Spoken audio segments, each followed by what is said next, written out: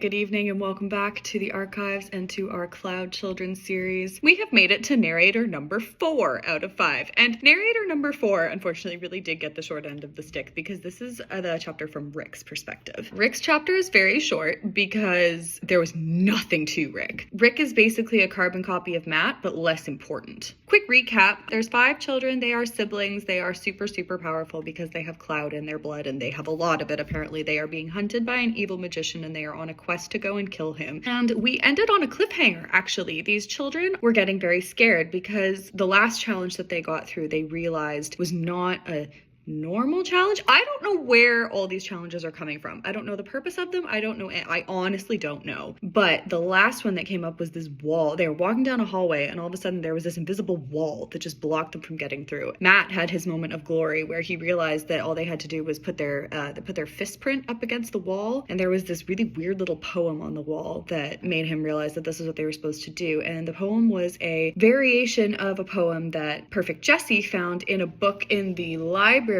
back in the Magic Village, and it was the spell to defeating this evil character. And so that made them realize that this wall was put in place by the evil person and it wasn't just a normal challenge. So they're freaking out now because this person is apparently trying to stop them. So they started running, and as they're running, they see a shadowy figure following them. Matt ended his chapter by saying, even when we saw a shadowy figure step out behind us and start to follow, we didn't stop running. And I don't really understand why that is a surprise. I would have thought you'd run faster when a shadowy figure steps out behind you. That is our cliffhanger ending, and we are now moving to Rick's chapter. Rick's font, let's quickly see, Bauhaus 93 is block print. Rick's is the only one that is not bolded because the font itself is so bold that it's block print. It's actually quite hard to read. Hey everyone, it's Rick here is how this starts. Absolutely no introduction. They got shorter and shorter. Jessie got a full page introduction, and then Zoe had a paragraph, Matt had a sentence or two. Rick gets, it's Rick here now.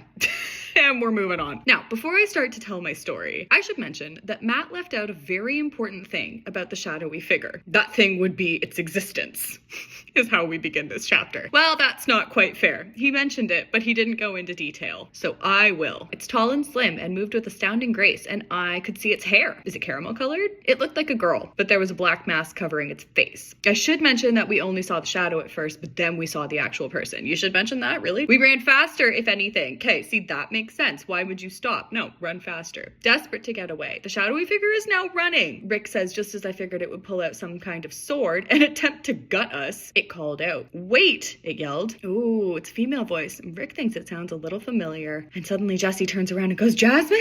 Hello, children, she says. Matt looked like he wanted to punch her. Why does Matt want to punch her? What did Jasmine do to that? I don't know why Matt wants to punch her. Zoe looked like she wanted to hug her. Remember, Zoe is obsessed with Jasmine. And Jessie, once again, takes the lead. What are you doing here? Oh, Jasmine says, I'm here to warn you. The challenges get more difficult from now on. I'm setting myself up for failure here because now I need to come up with more difficult challenges. I heard Gatsby groaning.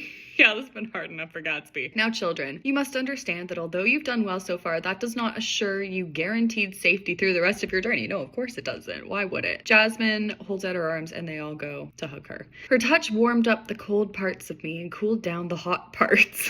It comforted me, and she smelled faintly of, surprise, surprise, in brackets, Jasmine. When I stepped back, I felt as if I'd taken a long shower, had a long nap, and had a good meal. I felt rested and rejuvenated, as if I'd just been to a spa. You know that fresh feeling you get after a massage? 1/5 of a hug from Jasmine felt like that. Jasmine is just magical hugs. I think she is supposed to be magical. But here, the funny thing was that it wasn't just magic. There was a familiarity about it that I couldn't quite place. Does anybody have an idea of who Jasmine is? She is somebody, obviously, somebody important. There is a purpose to her, but her hug is familiar. It was creepy for a second. As far as I knew, I'd never met Jasmine before we started our quest, but there was a feeling in my gut that told me I had met her before. Who is the mysterious Jasmine? What kind of challenges are there? Zoe asks, and Jasmine gives a painful smile and says, I can't tell you that, children, because I didn't know yet. There's one thing that is important, though. I love you all, and you are very dear to my heart. Be wise, and I will help show you the way. And then she disappears in a puff of smoke. She was beautiful. In fact, she was stunning, says Rick, but now I found her a little creepy, and I was glad to be rid of her. Why is it creepy all of a sudden? I don't know. He just had the best hug of his life from her, and then she said, be wise, I will help you on your quest. I will help guide you. She disappears, and Rick's like, ooh, that's creepy. I am not into that. Jesse looks shocked. We need to keep going. Come on, gang. She says that a lot. All of these things,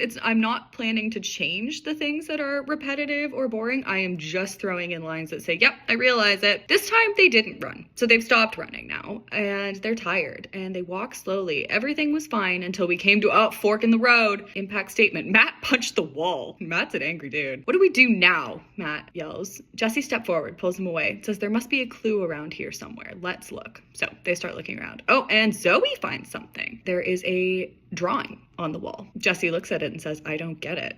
It was hard to understand. It was a picture of two men. The man on the left side was tall and lean, and he had an angry expression, and he was holding a sword at the ready. And the man on the right was larger and squatter. He looked friendlier. No weapons. I'm assuming that this is supposed to represent that good and the evil clan of the two families of the Cloudchildren. At the bottom there is something written, but they don't understand what it says because it looks like a bunch of gibberish. Oh, and the weirdest part was the background. There's a huge dragon with his wings outspread that is engulfing the two warriors and breathing fire. Anyone? Says Zoe. Oh, and guess who figures it out? Gatsby. Okay, maybe she's not useless. She says she's seen this before. Oh, Jesse says, what does it mean? Gatsby's got nothing. Okay, well, you tried. Good start, I guess. What if the girls went to the right and me and Rick went to the left? Says Matt. And Jesse says, no, we need to stay together. What Jesse says goes, guys, we need to come up with something, says Rick. That's not helpful. Zoe then says, of course we do, Rick. We're not stupid.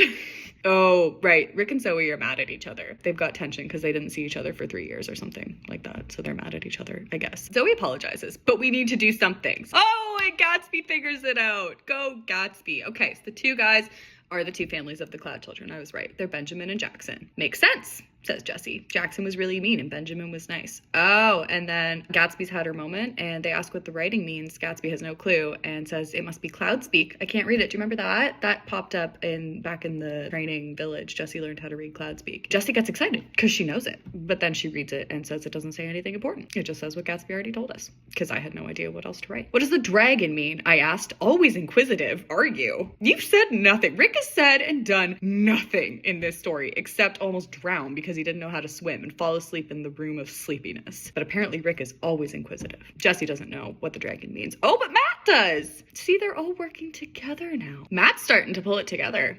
I like Matt. Matt pulls a sheet of paper and a pencil out of his back pocket. Why does Matt have a sheet of paper and a pencil in his back pocket? That makes, okay, yeah, all right. Writes the word dragon on the paper. The paper bursts into flames. And Matt runs forward with the paper and presses it against the wall. The wall melts away. The stones slide away and there's a hidden compartment. And Jesse says, genius. Hell yeah, Matt. Proud of you. Oh, and there's a lever in the secret compartment. And so Matt pulls it and a brick wall slams over the tunnel on the right. Tunnel on the left lights up. Fork in the road has been solved because they lit a piece of paper on fire. A piece of paper that Matt just randomly happened. What would have happened if Matt didn't have a piece of paper? Oh, good thing he was on the ball. Jessie didn't have a piece of paper, did she? Good work, says Rick. Oh, and Gatsby starts complaining that her feet hurt. Nobody replied. Yeah, we're done with you, Gatsby. We all continued our walk. No shit. This entire story. Just a oh, here we go. We are back to the explanations of how Okay, this is the next paragraph. Ready for this? Now, you might be thinking that this is getting a bit tedious. We walk, we face challenges, we face each other. You may be wanting to put this story down right now,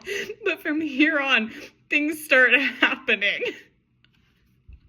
I'm defending myself so hard. Oh, okay. This is because they are now out of the tunnel. I have realized that the tunnel is no longer a compelling plot line. They started to happen as soon as we reached the door. My God, are we through? Jesse's very confused because of course they're not through. They've just begun this quest and they've done like 4 things. So Rick's about to go to the door and Jesse says, what if it's a trap? And Rick says, then we'll find out soon. And out they go. And they are in the daylight. They are in the harsh sun. And they're on a roof. And they're in the middle of a busy city. Zoe says, don't tell me we have to jump.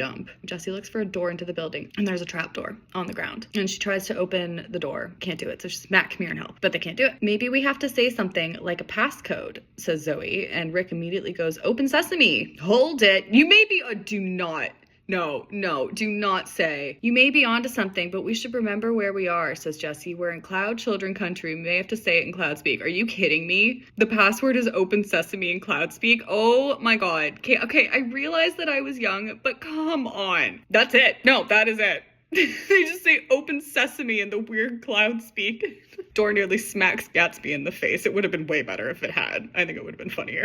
I realize she's 6, but she's also really annoying. They look down into the trapdoor, and there's a hallway, all white. They look up at each other nervously, and Rick looks in and says, ladies first. That is the end of Rick's chapter. So I think we're gonna stop the episode there, and we will move on with Gatsby's chapter. I do remember what happens at the start of this chapter, and then from there for the next however many pages, I clueless again. All right, there we are. That is the episode. We'll see you next time for some Gatsby.